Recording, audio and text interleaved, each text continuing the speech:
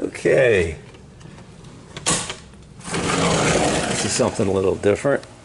My wife likes to raise, or at least bring, butterflies to maturity. As you can see in the backyard here, she has her own little garden that she made up, and she has to do all the maintenance on it, obviously, but a lot of these are the support plants and stuff for butterflies. So let's go in here and see what's going on. That's a cage that I made for her about 3 or 4 years ago. Of course, I told her to stain it, and she hasn't. But yeah, I just made it so I can replace the screens easily. It's made out of pressure-treated lumber. Put some 1/4-inch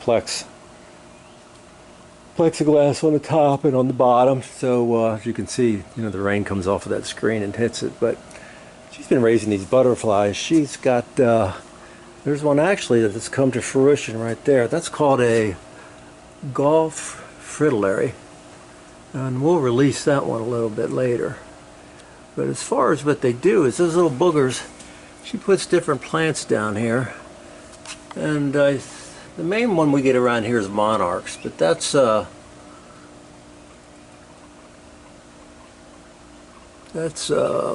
milkweed, I believe. But again, if you look up here, this one right here, who happens to be outside the cage, if you look carefully, if I can get to it, there it is.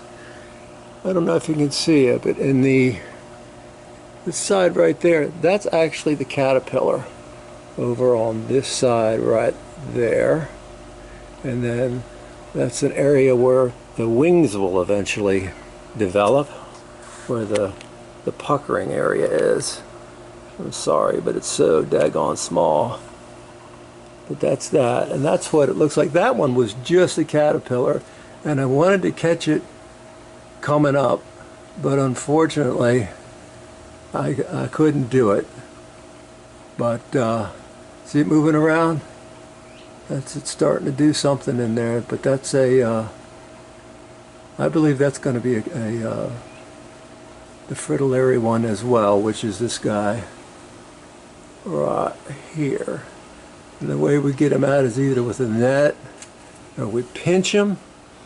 But again, they start out as a little dot out in the yard on a plant.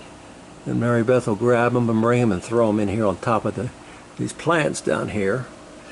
And then they'll turn into caterpillars, climb on up, and they'll weave this web around them.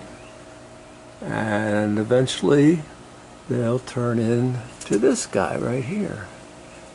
I wish I had a monarch in there. We've also had swallowtails and stuff. But again, you can see you look real close, you can see the caterpillars in there. And that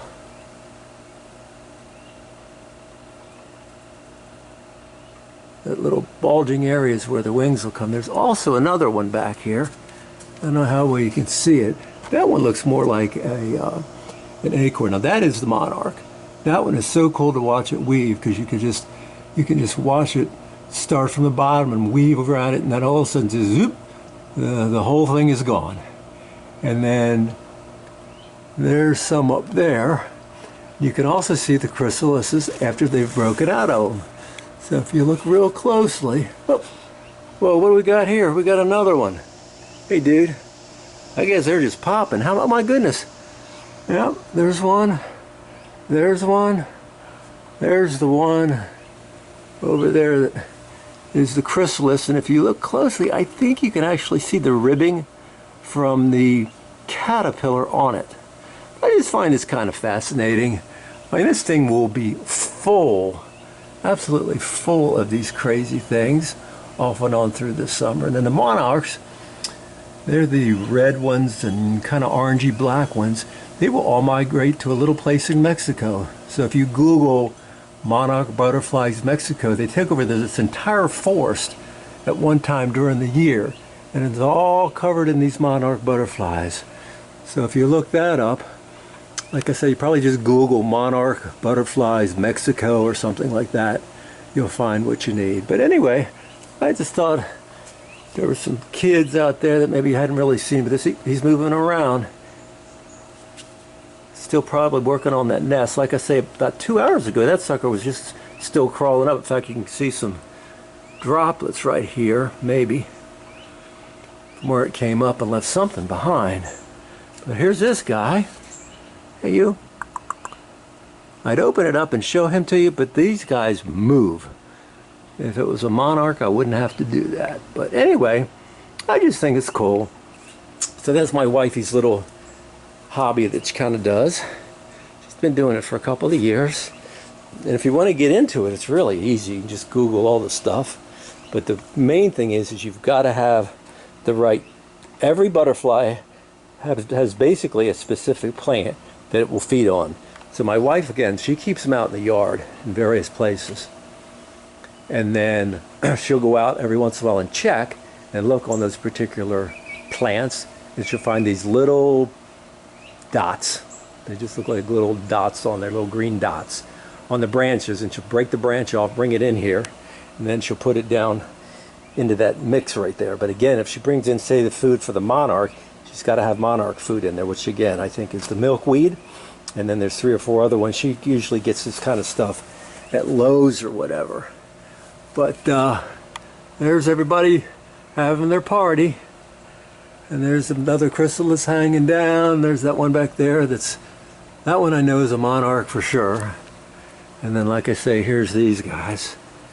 And they're just doing their thing. So, like I say, it goes from a little dot down there eating, turns into a caterpillar, crawls up, makes a chrysalis around it, and they all make a different shaped chrysalis. And then after a while, there it goes. See it moving? Then it eventually will turn into a butterfly. So, hope you enjoy it. I just thought that was kind of cool. Bye.